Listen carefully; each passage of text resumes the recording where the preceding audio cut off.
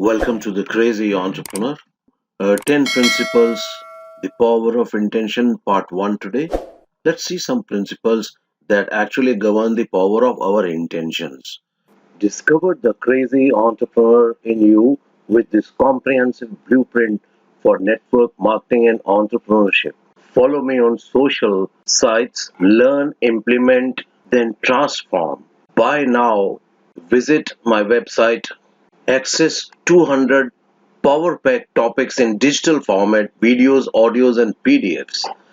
Friends, going back 1,000 years or 2,000 years maybe and reading what some of the greatest minds had to say. Now, the first principle says Tilopa, the great Vedantic scholar of the East, he said, have a mind that is open to everything and attached to nothing. It means open yourself up to the potentiality and the possibility that anything and everything is possible. Most people spend their lives looking for occasions to be offended. They are actually waiting or hoping to find some or the other reason to get offended. And there are no shortage of reasons. But a mind that is open to everything and attached to nothing is a mind that says, I'm never looking for anything, anything to be offended by or whatever anybody else out there has to say. My response to that is, that's an interesting point of view. I've never considered that before. Why can't we just react like this? So instead of criticizing, arguing, the second principle is a very simple principle. You can't give away what you don't have. It sounds ridiculous, okay? But it's more than what meets the ear as you hear this. You can't give away what you don't have. People who are not good at giving away love can't give love because they don't have it. Simple. If what you have inside you is anger, if what you have inside you is fear, then these are the things you are going to be giving away in your life. I really believe very strongly that there is a sort of law in the universe, the law of attraction. You must have heard it. And the law of attraction is one that works like this: you get back from the universe, from the world, what it is that you put out there in the world. What you give to the world, you get back. And if you are putting out there into the world that I am not worthy of attracting something beautiful into my life, that the universe will respond back to you with exactly the same message. And you can go to the ocean of abundance and you can take a truck and you can fill it up 20 times a day and take it out of there. And guess what? It doesn't impact at all.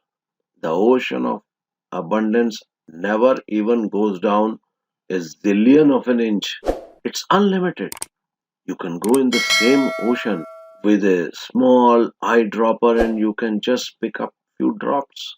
It all depends upon you. Okay. And why you can't give away? Because your message to the universe is give me, give me, give me. You always ask, which is a lot of people's message to this universe. And there is a constant demand. I want this from you. I want that from you. Please give me this. I have to have that. That's what their prayer is like, and that's what their message is. And the universe responds back to that kind of an mentality is exactly the same. The universe will say right back to you over and over again, give me, give me, give me. Now the universe gives you the same answer. It starts asking, and you will find yourself never arriving but always being in a state of striving. Okay? Now, the interesting thing about all this is the irony of this is that if you shift that and you say to the universe, to the world, how may I serve you? How may I serve? The universe will respond back to you with the same and will ask you, how may I serve you? How may I serve you? Now, the third principle, there are no justified resentments. The third principle is it's called there are no justified resentments, and that's no matter what kind of anger comes directed towards you, no matter how much hate you may encounter showing up in your life, there are no justified resentments. What does it mean?